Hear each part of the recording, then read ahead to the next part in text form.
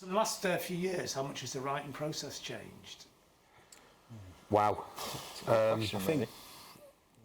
think COVID changed the writing process a lot, didn't it? That's a good With point. the second album. Yeah. So in the early days, get in a room and write, you know. And when we started as a three-piece, that's all we did. And that's how we wrote Architecture, basically. But then that came out right at the start of COVID, so the second album was written very differently, which is probably best for one of you guys to talk about, because I couldn't play my drums, so... No, you were just you were Just play them anyway. you were a drum machine for about 4 months during COVID, weren't you? Really? I see you do a lot of programming as well. Yeah. I think that's where the programming came in. I think me, Adam, and Andy had to kind of really get used to the idea of like sharing bits to each other and things that were missing parts, and like, right, Andy, can you put your bass on this, or Matt, can you put some guitar and synths on that? And it just kind of went. It was a bit of a learning. It was a massive learning experience, and it was frustrating because you just knew that it would sound so much better if we could just get together and play it. But you just had to kind of hold out hope and be like, at some point, I don't know when, but we are going to get together, and this song that you know is going to sound good all together in a room is going to come to something. But it did teach us some really valuable lessons, I think, just being able to be confident in an idea and kind of get it on record kind of in a demo stage, whereas before we hadn't done that. Like, we'd always just kind of done a phone recording that sounded really rubbish and just kind of live with that and live with the version of it that only exists when we play it together. Whereas from album 2 it was like we've got kind of almost a fleshed out idea, but then we'd go and kind of still play it in the studio and track it live together as a band. I think as well, one thing it taught us that I find it mad that the COVID era is still a topic in interviews now in 2024. Still, like, are we still talking about COVID? But it did change a lot. Yeah. But one of the things that I thought was good with, I'm not saying good with COVID, nothing was good with that, but what was interesting about that new way of recording or demoing, you had a lot more time to mine into your parts a bit and really consider it. Because if you're in a room together, there's an excitement there where you're going, come on, let's just get this together so we can get a recording of it and then get excited about working on it. Whereas you might sort of, none of us ever phoned our parts in, but you might not really think, is that the best I can do? You're going, I just need to get a bass line together or whatever so we can perform this song and grab a recording and then listen on the way home and then come up with ideas from there. Whereas this would be like, you might send something across without bass and it's like, right, I'm going to really sit with this and really work into my part here, and is this the best that I can do? And even things like if you settled with the part, well, I'm already thinking what kind of effects might you be putting on that? How might that live in that part? And it was quite informative in that sense that you were still influencing each other, even though it was being done remotely. You could get more introspective with it and actually think about yourself rather than kind of just trying to get your thing down as quickly as possible so that we can play it all the way through, you know what I mean? Yeah. So in a sense, it's almost like a solo collective. Yeah, a little bit. Except for Joel, who had to wait until we all got together. To make them all better. To make it cohesive. It's not like you weren't involved, but you definitely I'd listening and going, maybe this, maybe this verse here and stuff like that. It's nowhere near as intuitive as just going, well, what about this? Because we weren't tracking live drums, it was programmed. But one thing that was really encouraging, though, was, because it was a total unknown, we'd always kind of done it where Adam might bring an idea in of just, and it might just be a chord progression on a synth or whatever, with some lyrics, and then we flesh it out in the room. This was like, when we got back in the room, barring the live drums, they were borderline fully formed songs. But what was really encouraging is you were going, is it going to work? Is this actually going to translate from sat in front of a laptop to, is it going to translate to being able to play it live? And we obviously knew all our parts, rehearsed the parts. And then as soon as we got back together and started playing, it just worked. And you were going, right, okay. This might be a new way of doing it that we've been forced into, but it did work. Remember the song "Fat Cats Drowning Milk"? That was, in fact, no, that's not a good idea. Good example. There's one called "Middle Distance." That was not a thing. It wasn't even an idea by the time we went into lockdown. It purely came about in lockdown, and we went back in the room and we played it for the first time, and we could play it, and it did work, and you went, right, so it's not just working in a remote sense, this is... So like the writing now is more hybrid. Absolutely, yeah. We definitely use that more now. You Yeah. come in with pretty much fully fleshed out demos nowadays with like from what you built at home. I think Middle Distance was. I might be getting this wrong, but I think that was the first one where it was done before it even hit the room. Do you know what I mean? Because normally the process is that like if I'll write a structure and the lyrics, and the sort of main theme of it, if you like, and then that will then get taken as ingredients really to become the main full version of it, but it gets changed so dramatically in quite a lot of instances that it's fairly unrecognisable from the original demo of where it is. Sometimes it doesn't work out that that's the case because it's like it comes in, it already sounds like it should sound. But then I'll think of an example. If you take like something off the new album, there'll be a song where I've just programmed. I've got samples of Joel's drums on my computer, so I can program a Joel style drum beat, and then when you listen to it, it'll say, "I've only got 2 arms and 2 legs, so you can't have a ride cymbal playing at the same time as that, and I can't hit a tom with what. I mean, how do you want me to do? How am I supposed to do that? You know?" And I'll be like, "All right, okay, so I'm not a drummer, but."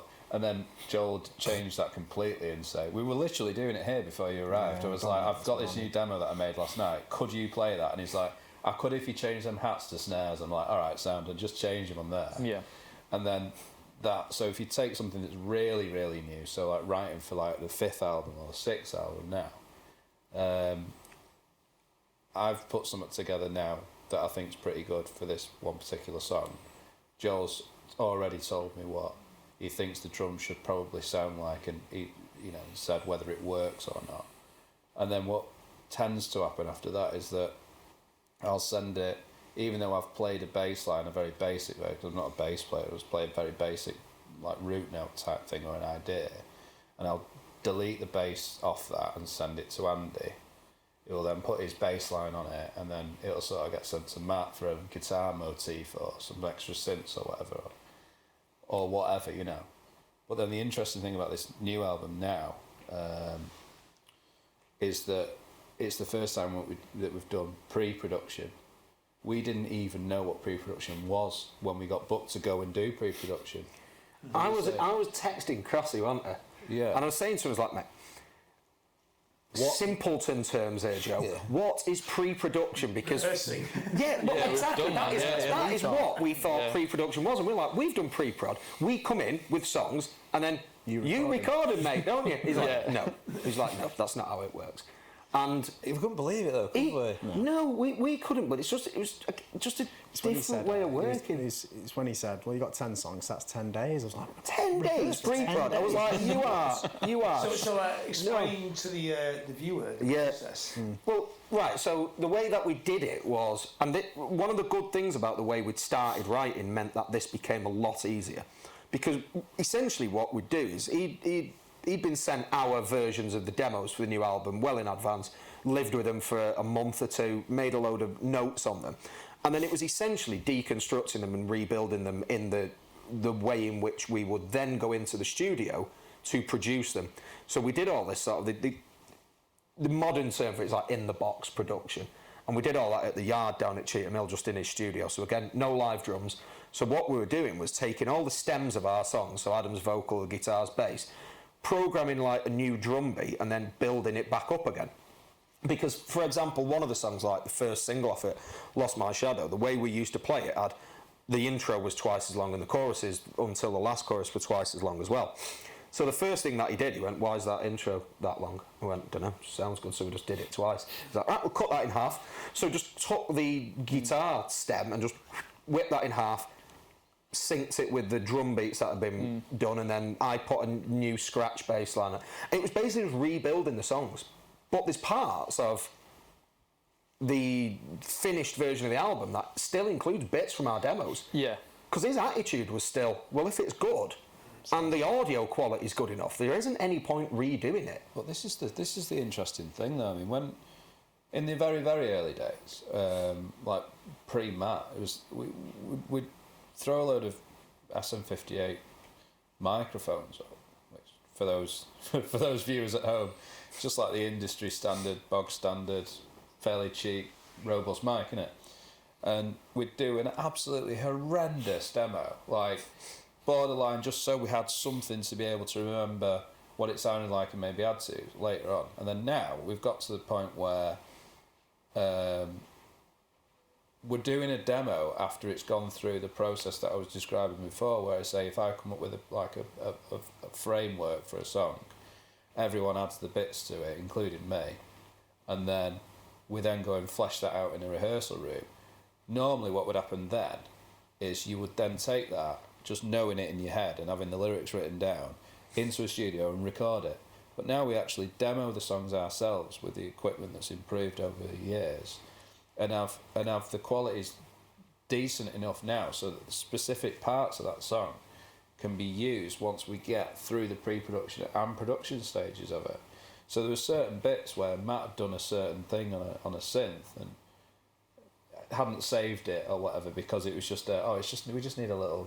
But a lot of it was, some of it was like tape loops, some of it was run through like modular or like stuff that you'd spend hours trying to recreate it, and Joe would just be like, well, that's great, we'll just use that. Yeah, because it takes too long. We call it the heather, don't we? No, the heather. Those little ambient bits, bits of motifs and bits in songs that just make grab the ear, and so you can hear something different each time you hear it. Something. So like in a way, the pre-production's like getting a fifth person in the band briefly That- to kick the idea around. That is exactly what it is. Yeah. And there were just parts where, you know, there were so many parts, and there's going to be a special edition album of the record, which has got the studio album on one side, on one vinyl, and then it's a 2 LP, and then the demo versions on the other.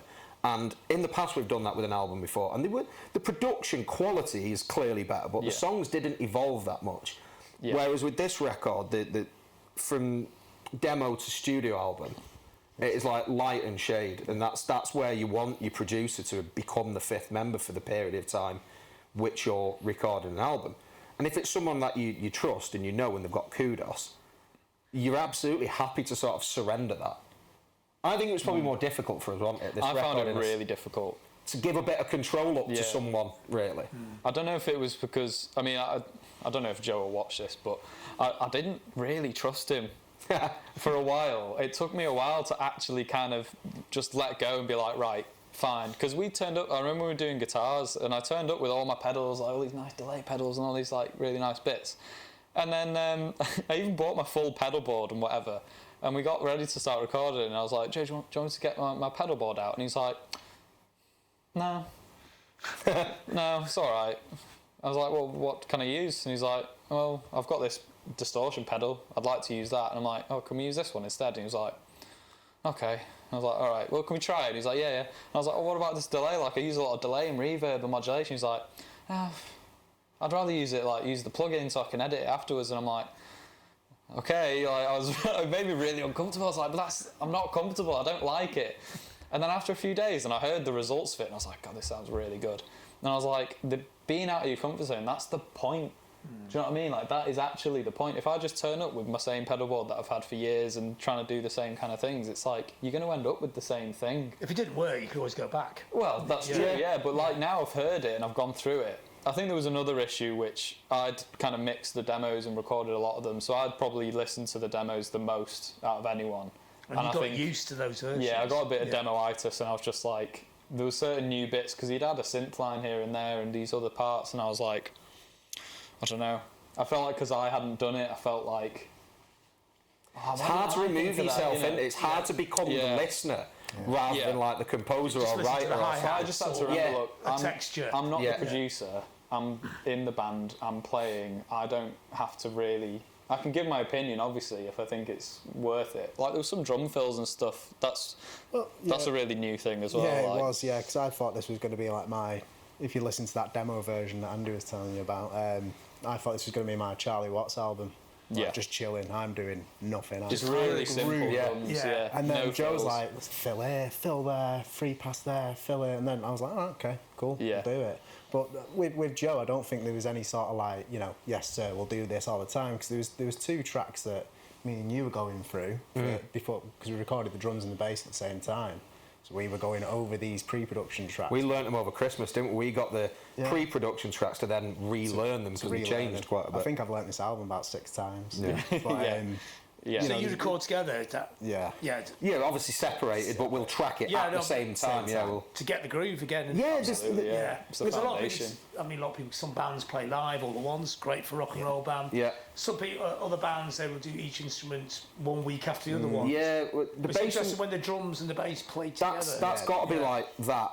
Yeah. For me, I think for us, there's quite a big drum and bass sort of presence in the songs. And the way that they kind of trade off and then knit together when you need to go harder on a part. There's just something about that. And we were in separate rooms. I was in the control room, my amp was in an isolation room, and then Joel was in the drum room. But, we played together for that long and we'd rehearsed them that thoroughly.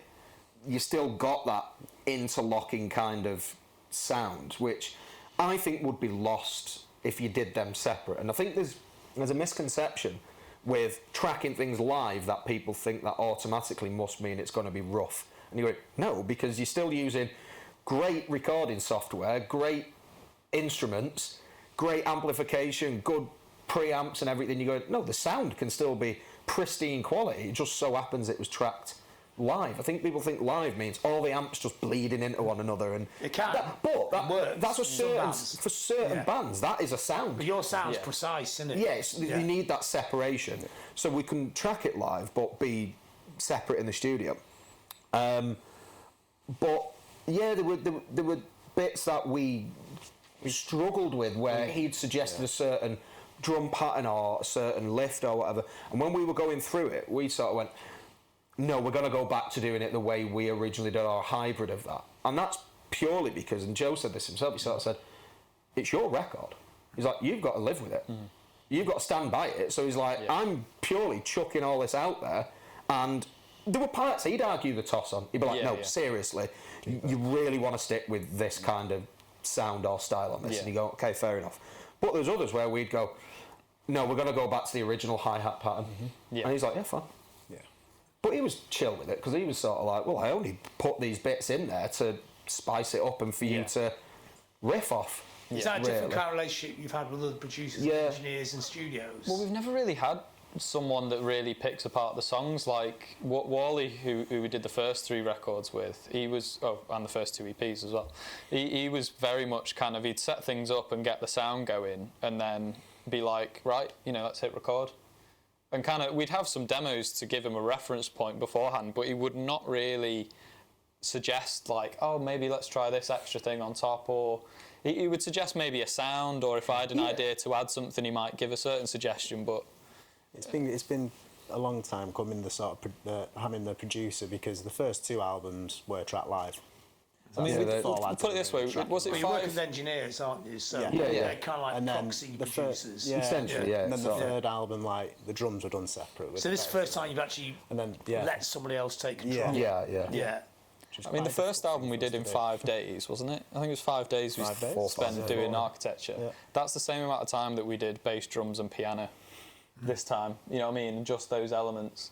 And I mean, pre-production, that was like 2 weeks. It ended up being more than 10 days, really. In hindsight, we probably spent 3 weeks on that. And then, guitars, synths, vocals, I don't know, another 2 weeks, mixing another week. So it's like, it was a much more drawn-out process. But I think the record's better for it because you've got all those mined into parts. Everything's been considered.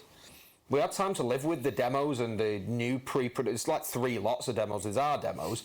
The demos that we're classing like pre-production demos with Joe, and then there's the final ones. And we had time to live with each element, and it's like weeks in between bits of. I think then you're committed to that. You're going, right, I've had time to consider whether that is correct or whether this needs to sound a bit different. And in the past, purely circumstance. It's not us wanting to just rush through it. It's purely all having full-time jobs at the time we're doing the other albums. Yeah.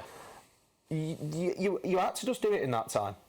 And that was it. And if you weren't happy with it, if it was a bass or a drum or to a degree a guitar, you couldn't really rectify it because, well, that was set up in that studio. It sounded a certain way. We can't go back and just book a day and retrack the drums and expect it to sound coherent. It had to be good.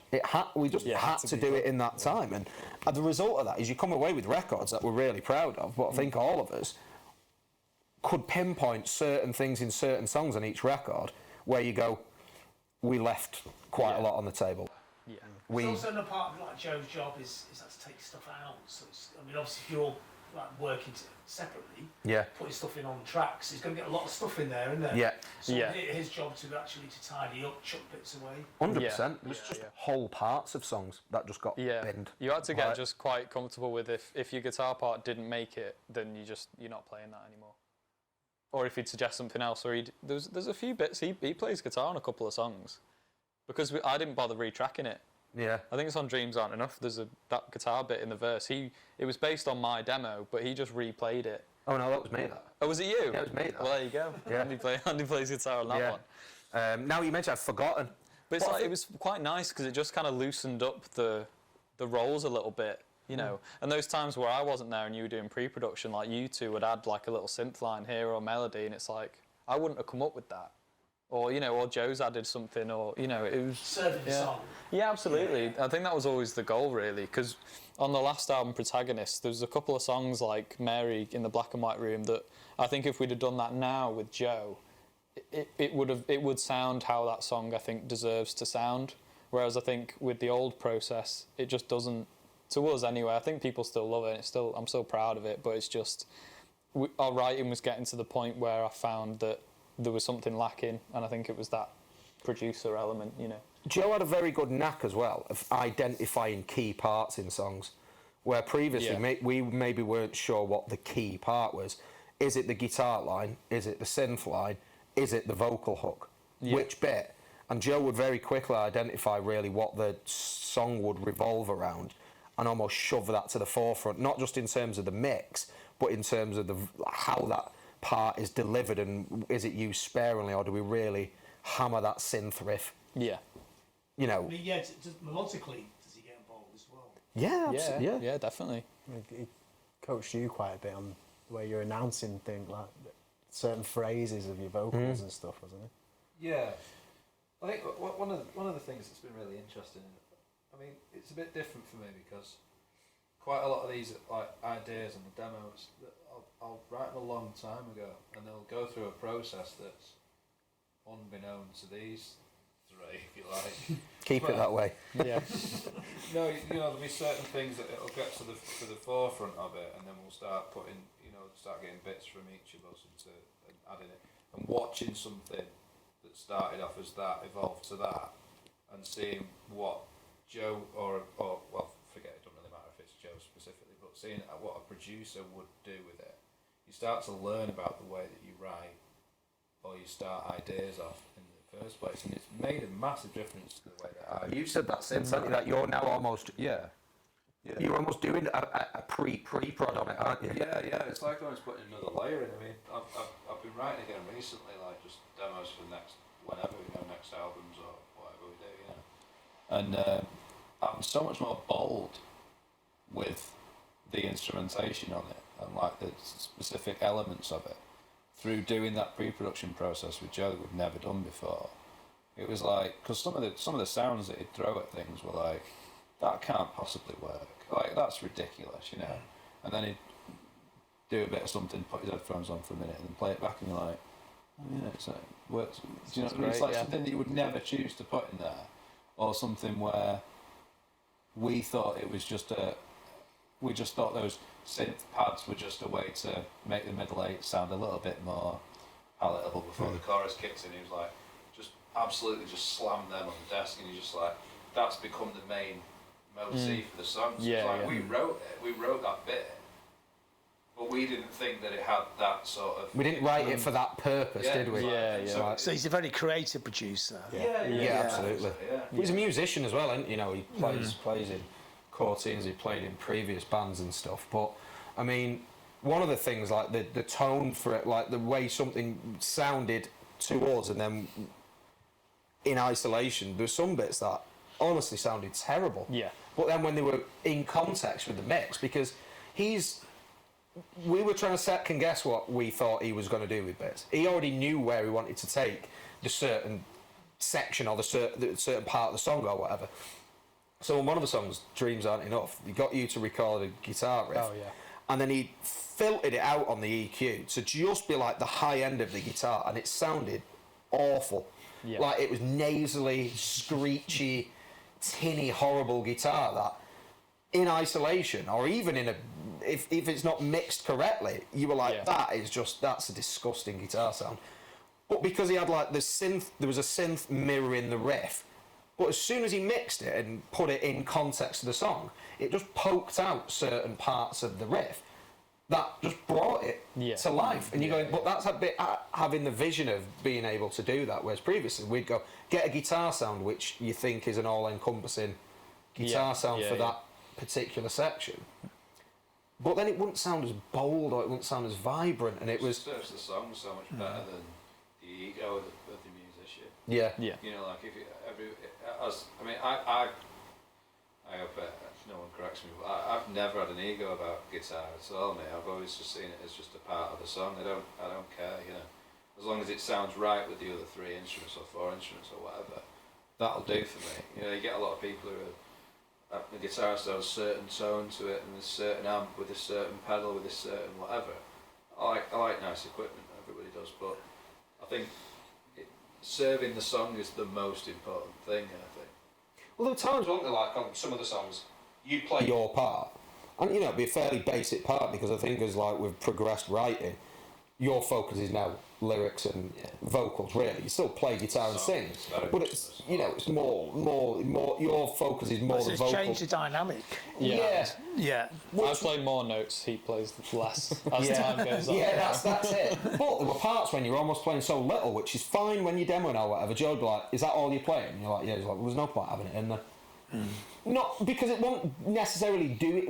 It doesn't have to be there because it has to be there. It wasn't hindering the song, but it also wasn't progressing it, and he was very progressive in that. If there's gonna be a part in the song, it has to be doing something. It has to be pushing it onwards, or it has to be serving a purpose. Where, like I say, certain sections of songs, it would be like he'd just get rid of an entire bit. Like there was one song on one called "Can't Wait for You" where it did the middle 8 twice, and it kind of did a chorus, middle 8, then a chorus, middle 8, and then a chorus. Very new order in its sort of structure. He'd have got rid of the second middle 8, really. Just like... And the last chorus. And the last chorus is like, there's just no point doing it twice, and you're like, oh, I'm not sure about this, mate. And then you listen to the demo and you go, it's better that. Yeah. I mean, on this album, it's always that thing bands always have to do. You go from the underground to commercial. Yeah. You don't want to wreck what you do. No. That balance. And this album to me sounds like you've got that balance. Was that a conscious decision to make that record, you know? Yeah. I think it was a conscious decision. If I think back like to when we were trying to write it, it was like, let's try and make some more danceable tunes, really. And when we first started it, I thought it was going to be basically, right, I'm not going to play much guitar on this one. It's basically going to be synths and drum machines and stuff. That didn't end up happening. We've still got a lot of like guitar and rocky stuff on it, but there was a conscious effort, I think, to try and write some stuff like we were talking about like before about the techno influence, and let's just really drive that home. Let's do like a dance track, which there is one that is basically just a dance song with like this kind of piano on it and just 4 on the floor all the way through or whatever, but let's just try it and do it, you know. And he's the perfect producer, I think, to try that stuff with, because I think that's the stuff that he really nails as well, as just being able to do bands and all that stuff. But it's a whole evolution, not revolution thing, isn't it? Yeah. I think from the first 3 albums, the jump from the last album to this new one is greater. There is a greater production and probably songwriting jump, but it's still not absolutely like stratospherically different. There's a lot of things that are different. Again, production, you know, some of the clarity of it and the sort of scope of the record is definitely bigger. But it's not one of them, I don't think, that's going to alienate people. You suddenly got sellouts. Yeah, you're still getting an this record. You know, it's not like, oh my god, what have they done here? You know, still sounds like us. Yeah, but it's a test from any band, isn't it? Yeah. To this kind of stage, where do you go next? You know, is it? I mean, so at the end of the day, this is all pop music in a way. Yeah. It can be weird, dark pop music, But it's still pop music. Yeah. How do you make it pop without spoiling it? Is there a balance point? I think just generally, if you Get me to sing that. Yeah, I was going to say this. Back down to the drink. I always said we could do like a reggae tune as long as he sings on it. You got sisters. I mean, the second single, The Kiss, the lyrics are quite romantic and quite positive and happy, and even the song is relatively upbeat and happy. Major rock song, key and everything, but isn't it it? still sounds quite dark. I'm Yeah. not really sure why, and I think a lot of it is Adam's. It's the voice, and that really is that's the. That's the north Doesn't star matter of it, what really, the music isn't it? is. Almost, it kind of really ties it into a certain world, I This suppose. is an ongoing joke. We've got a song called All Downhill. Do you see that as a positive or a negative thing? If stuff's all downhill from Yeah, here. Yeah. So like, when he sang it, I was like, oh god, it's all downhill from here. Well, I spoke to you about it. You're like, no, I mean like this is easy now. Like it's all downhill. I was like, oh, So it's like if you're riding a bike, if it's all downhill, it's positive. yeah. Like, Since I took up jogging, I've come over to your side now. So when I do go down, don't say that. Out of sight, out of mind. Out of sight, out of mind. It's all downhill from there. Like, forget your problems. It's fine. It's downhill from there. yeah. But But then even him being positive sounds totally melancholic still, doesn't it? yeah. But that's the balance point, isn't it? Yeah, Yeah. yeah. Yeah, absolutely. Where it's like, and look, there's no point trying to be who you're not.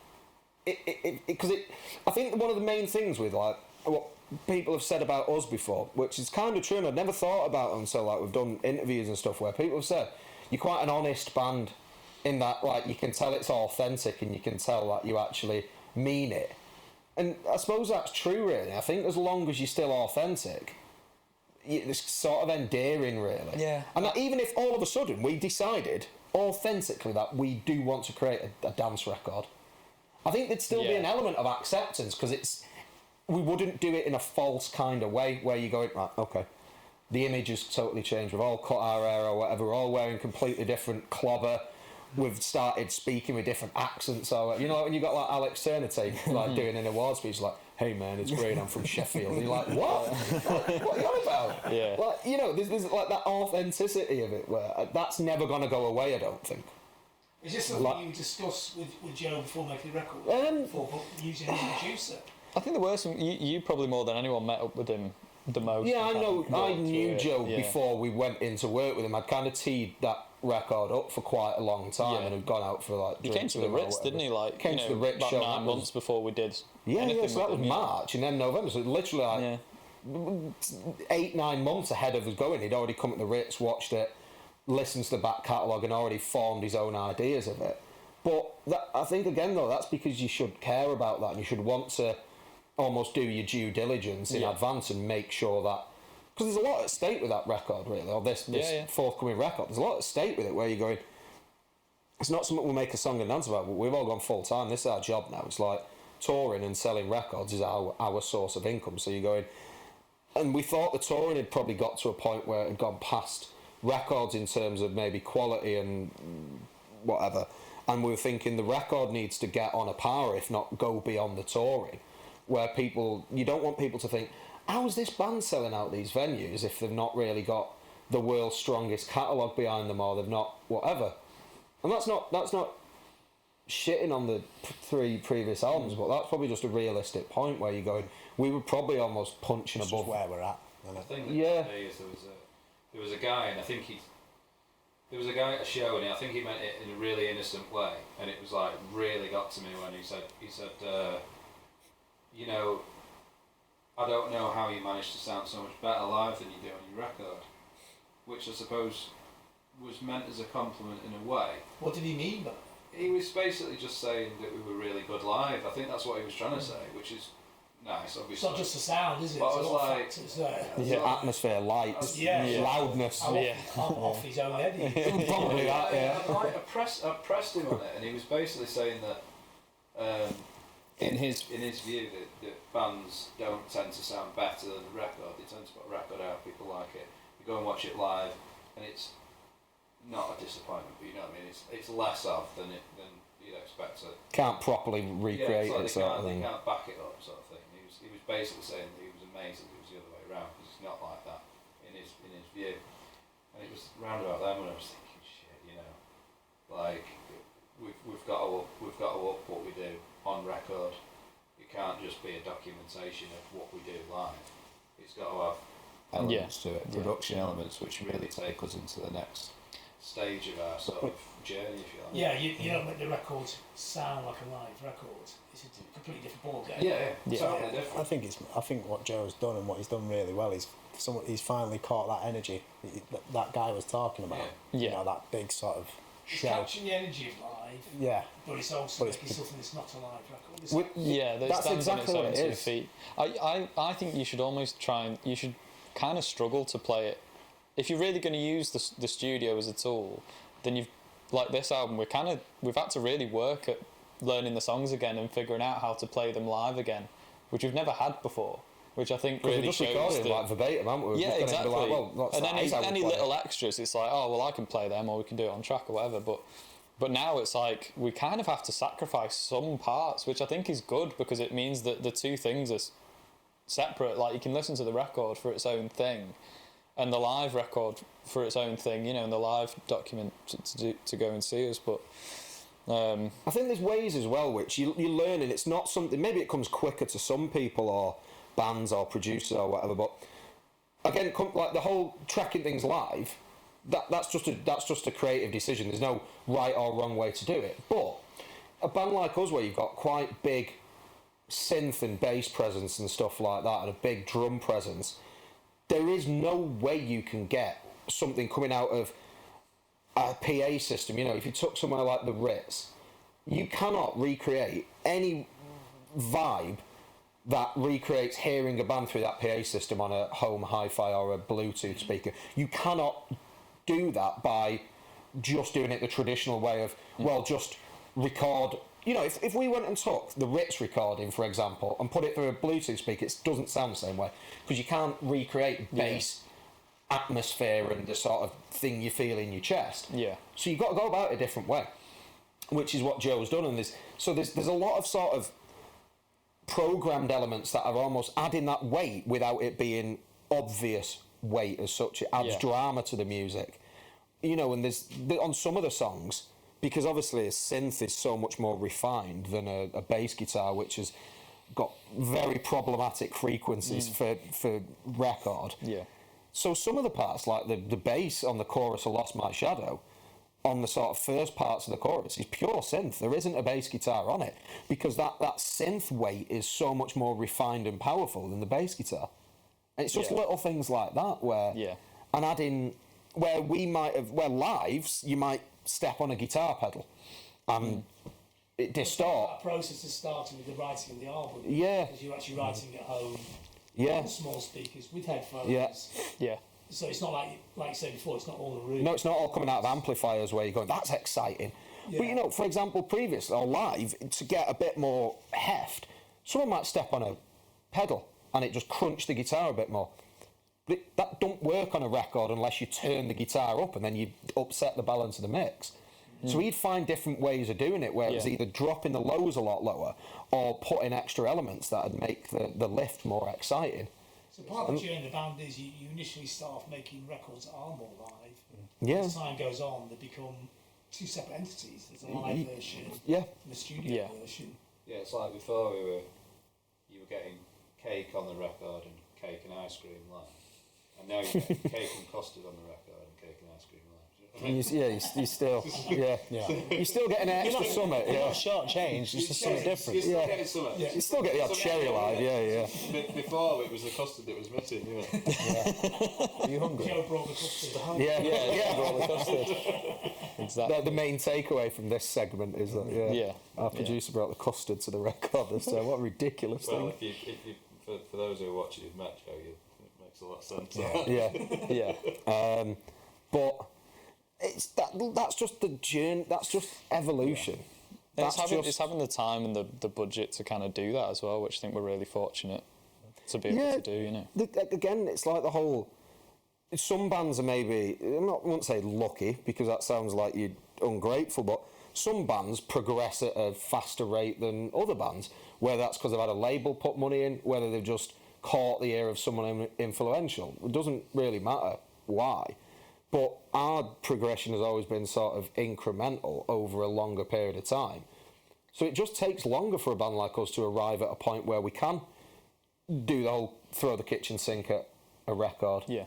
You can only go at your own pace, can't you? Yeah, you can't. I think people see that though and come with us on the Yeah. journey, which is the best thing. Yeah.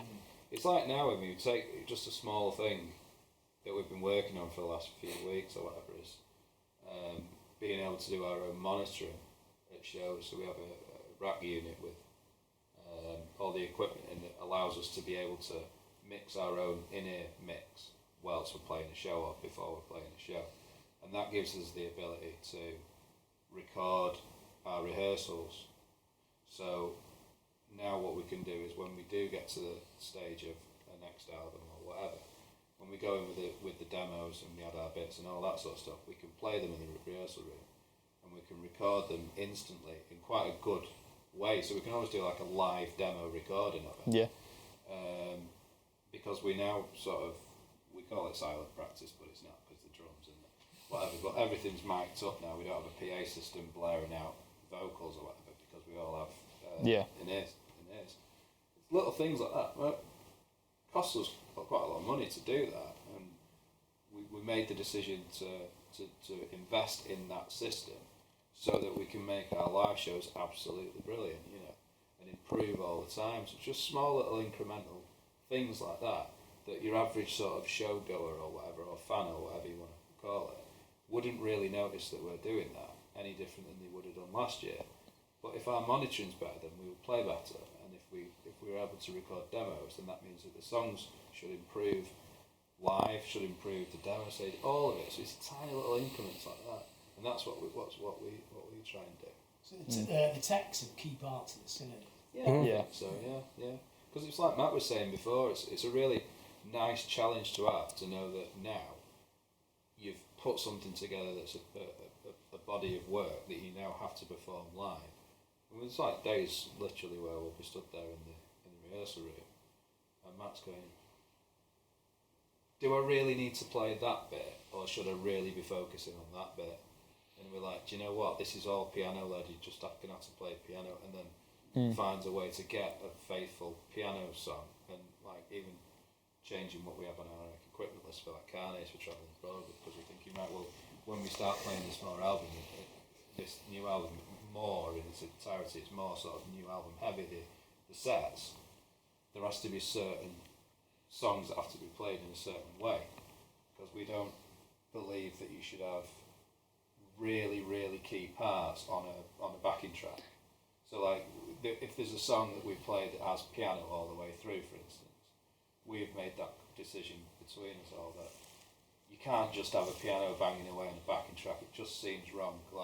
So it's like, so we've put the wafty synths or the pads or whatever on a backing track, and Matt will play the piano because it seems authentic. Yeah, I think it's the more the more nuanced stuff. Like, if someone's not, I don't know, there's some synths that are on track that it's just they're too important, and I'm doing something else that's also important, so I can't play them. And it's like, a lot of bands would get another member. You know what I mean? Like, I can't do that. I can't have another one. I was brought in to do this, but I'm kind of at the limit of what I can do. So it's finding ways. Like, I don't want to just put the whole album on backing track and just have it all happening. And if we stopped playing, you'd still hear like some vocals or some guitars and stuff. I just think that's wrong. But I think if it's synths and program stuff, I mean, again, just not to bring them up again, but it's just the same as what New Order did, because they had to. Like, if they had to not rely on the drum machine, they'd put it on tape and play with the tape. It's the kind of same thing, just more consistent now. But a lot of bands do it. Yeah. I mean, one thing as well, they are. Look, I'm in. We're all in total agreement with it, really, but they are still our parts. It's not. It's not like, just put someone else's song on track. It's they're still. You should never apologise for how you present your music. No. I mean, we draw a line again at things like main guitars. We don't have any guitars on track because it feels like that's almost too live and volatile instrument. That needs to be very unique and whatever. But there's increasing amounts of bits of drum machine and keyboards that go on them. The thing is, though, when you say about going at your own pace, though, it's like these conversations that we're having now were totally alien to us 2 or 3 years ago. Yeah. And if we'd have tried to start doing a lot of that then, it wouldn't have worked. So it might have blown the band up and not in the progression sense of blowing up, because we weren't ready as a band, or we weren't we weren't all full time on it to be able to commit. You know, the revenue stream wasn't there. Yeah. To the band can afford to buy this monitoring equipment. It can. We just couldn't do it. So it's like I didn't know how it worked or whatever. no, you know, it's just your takes time. circumstance and your experience. And again, though, I think people see that, and it's a good journey for them to go on. It's an honest journey where they're going. I saw him at Night and Day, and then I saw him at Gorilla, then I saw him at Academy 2, and then I saw him at the Ritz, kind of thing. It's a nice, honest sort of journey where people can go along with you and feel part of it, which we want them to. Yeah. Rather than saw them at Academy 2, and then it was at Castlefield Bowl, and someone just took them and blew them up. And look, that happens, and you know, whatever. That's just the way it works. That's the industry always has been. But I think there's something that almost doesn't alienate people. Then it's a very If sort you can of see it happening. yeah, they can over see it a long happening, time, and they yeah. can Each step's a logical progression. Like Yeah. musically, the way you musically is yeah. Yeah. the way you present the records. Yeah. Maturity as well, isn't it? Because Yeah. I don't know, 10 years ago, absolutely over my dead body would we put anything on backing track. It's like, I still feel like that about Kemper amps, you know, the And modelers and stuff, yeah. models and things. I mean, I do feel like that now. I was forced to use one at South by Southwest, and I was furious. You weren't at the time. You said it sounded great. It So. sounded great. No, I was furious because it sounded exactly the same as my Fender Princeton. At the time, I couldn't really tell the difference. I was like, "It's wrong all the time." Yeah. But yeah, incremental change over time for the next Yeah. long time. You go see Sleep for Mods and he just presses a button and it sounds fantastic. Yeah. It's just all coming out of a laptop and none of it's pretending to play anything. No. But it sounds like a great punk rock. But it's still honest though, isn't it? Because they're not actually they're not got someone up there miming. They've not got someone pretending they're doing it live. You go, well, that's just their shtick. It's like it's the singer talker guy and his mate who just presses the laptop and just sort of like stands there vibing, doesn't he? But that's it. That's just their It's their just an thing. extension of serving the song. Yeah. Yeah, it's just If live the song Yeah. says you've got to play all these other parts you can't play, you have to put them on the backing track. yeah. Yeah. Yeah, it's like, but yeah, you know that. But then again, though, it's good because if you're not putting everything on there, because again, some things might be relevant to a at-home listening experience that wouldn't translate to live. It's nice that the two almost different experiences, but the important thing is now that we think it's of the exact same quality. Where you're going, Yeah. I've known for a long time that our live output stands up to scrutiny against anyone. I put not for a long time would I be worried about going on before someone on a festival bill or on a support tour or whatever. You know, not for quite a long time. But if we're being dead honest, and it's purely ways and means. You know, like say a band that we all like. Say you went right. We're on tour with Editors or someone like that. Whatever. You know. On tour with the yeahs, you'd be like, we could match them live. We could go toe to toe with them live. Definitely, confidently say that. Hand on heart, did our first album or second album stand up to what their last one is? No, just didn't. Song wise, maybe production wise, probably not. But again, it's budgets and it's time constraints and it's industry constraints and it's everything. Whereas now it's like I would put look, I know everyone needs to promote their new record. I would happily put that up against anyone else in the genre because I genuinely think the time spent and the production quality is equivalent. So finally, you would say this is your statement record. Yeah, I would say so. I agree with that. Yeah, Sure. I would say that's the case. Yeah. I'd say it's not as good as the next one. Yeah. Which has always been our theory, really. Kind of, yeah. But still buy it. Don't wait for the next one. Yeah, don't wait for the next one. Absolutely, don't. There might not be a next one. There might not be a next one. It's this farewell tour. Yeah. Cool. Okay.